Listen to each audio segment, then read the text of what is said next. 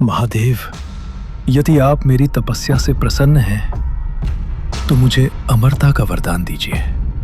अमरता सृष्टि के नियम के विरुद्ध है गजमुखासुर। कोई और वर मांगो।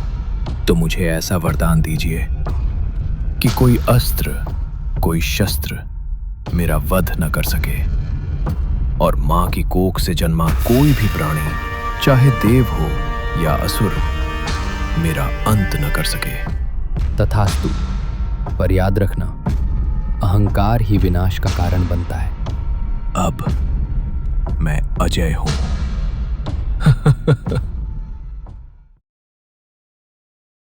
शिवजी के वरदान से गजमुखासुर अजय बन चुका था। उसे लगा उसने मौत को धोखा दे दिया है। इंद्र, अग्नि, वायु सब उसके आगे टिक ना सके। धरती कांप उठी और स्वर्ग वीरान हो गया। देवता समझ नहीं पा रहे थे इस वरदान की काट आखिर कहां है। तभी उन्हें याद आया, वो एक देवता जो जन्मे नहीं थे बल्कि सृजित हुए थे। माता पार्वती ने अपनी शक्ति और हल्दी से गणेश की रचना की थी। वो किसी कोख से जन्मे ही नहीं थे और यही थी गजमुखासुर के वरदान की एकमात्र काट। नियमों से परे गणेश ही उसके अंत का कारण बन सकते थे। रणभूमि में गजमुखासुर ने गणेश को बालक समझकर उन पर हमला कर दिया, लेकिन गणेश जी नियत्थे थे और किसी शस्त्र से गजमुखासुर का वध होना संभव ही नहीं था। तभी गणेश जी ने वो किया जिसकी कल्पना किसी ने नहीं की थी। त्याग और बुद्धि का परिचय देते हुए उन्होंने अपना दांत स्वयं तोड़ डाला, और क्योंकि वो शस्त्र नहीं था, वो दांत वरदान को भेद सकता था।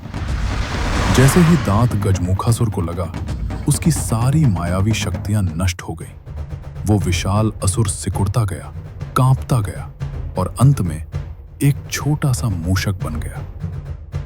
गणेश जी ने उसे मारा नहीं, उन्होंने उसके अहंकार को कुचल दिया और उसे अपना वाहन बना लिया, ताकि दुनिया याद रखे, शक्ति शरीर के आकार में नहीं बल्कि बुद्धि, त्याग और विनम्रता में होती है।